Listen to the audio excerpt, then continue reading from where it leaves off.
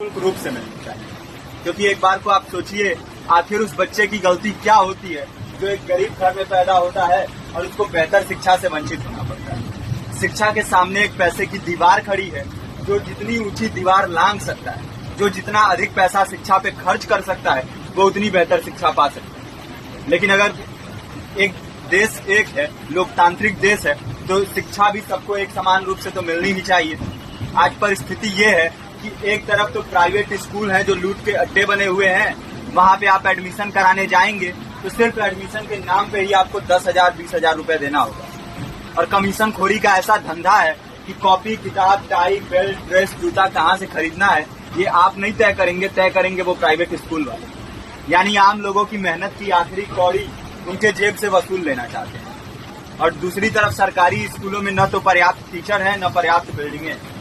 2019 का ही ये पुराना आंकड़ा है कि हर 100 में से 52 स्कूलों में या तो एक टीचर है या 2 टीचर हैं। और उन्हीं टीचरों के ऊपर जिम्मेदारी थोप दी जाती है कि जनगणना करो, मतगणना करो, पशुगणना करो, तमाम काम करवाए जाते हैं। और 19 के बाद से तब से कितने टीचर रिटायर हुए होंगे और 18 के बाद से कोई टीचर की वैकेंसी भी नहीं है। आप खुद भी सोच सकते हैं ये परिस्थिति और कितनी बिगड़ी है। इसीलिए हम लोग ये मांग उठा रहे हैं, चाहे कोई राष्ट्रपति का बच्चा हो या किसी मजदूर का, सबको शिक्षा एक समान मिलनी चाहिए और निःशुल्क रूप से मिलनी चाहिए। प्रेमचंद ने अपने दौर में भी कहा था कि एक सभ्य समाज में ऊंची से ऊंची तालीम मुफ्त होनी चाहिए और इसका पूरा खर्च गवर्नमेंट को उठाना चाहिए, क्योंकि हमारे देश को फौज से ज्यादा आवश्यकता तालीम की है। और शिक्षा से जुड़ता हुआ ही दूसरा मुद्दा हम लोग उठा रहे हैं।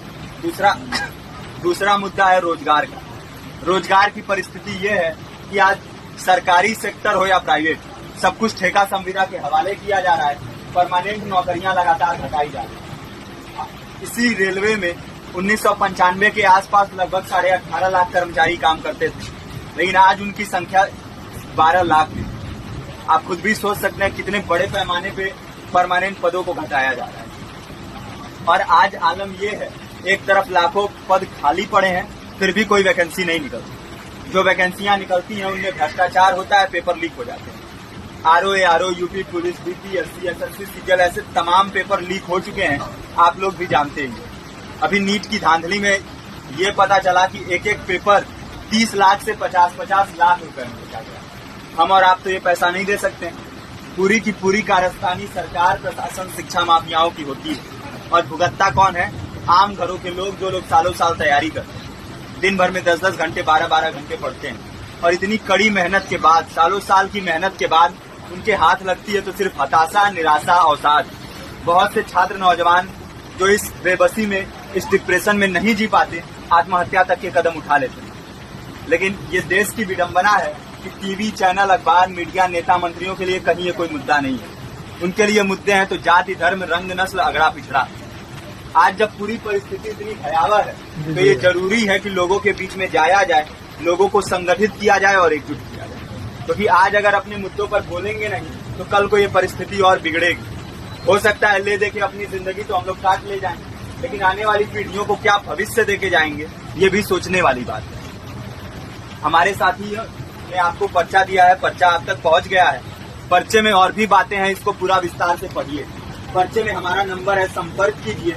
फेसबुक का, इंस्टाग्राम का लिंक है, आप वहाँ पे जाएंगे तो आपको पता भी चलते रहेगा कि लगातार किन किन माध्यमों से हम इस अभियान को चला रहे हैं। नुक्कड़ नाटक, संगीत, शिक्षा सहायता मंडल, लाइब्रेरी, तमाम माध्यमों से इस अभियान को चला रहे हैं और कोशिश कर रहे हैं कि बड़े से बड़े पैमाने पर हर जगह पे लोगों को संगठित किया जाए और एकजुट किया जाए। आपके बीच भी आए हैं, आपका साथ और सहयोग दें।